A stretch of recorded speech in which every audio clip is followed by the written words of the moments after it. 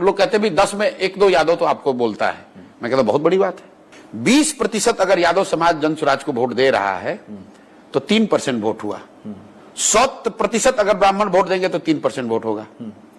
तो मेरे लिए उसमें कोई फर्क नहीं है भाई। Election is also a lot of arithmetic, क्योंकि 10 में 2-3 यादव का वोट देना 100% फॉरवर्डों के बराबर हो गया, क्योंकि उनकी बहुत बड़ी संख्या है। तो जनसुराज को कोई एक जाति विशेष वोट नहीं दे रहा है, सारे वर्गों में दे रहा है। अब आपके सवाल पर आता हूं कि इंक्रीमेंटली किसका वोट पहले कटेगा।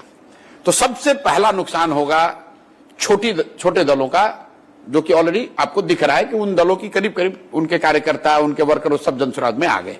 उनकी कोई चर्चा नहीं है, बस एक चर्चा है आरजेडी लेड अलायंस, एक चर्चा है बीजेपी जदयू, और तीसरा है जनसुराज। वो ऑलरेडी हो गया।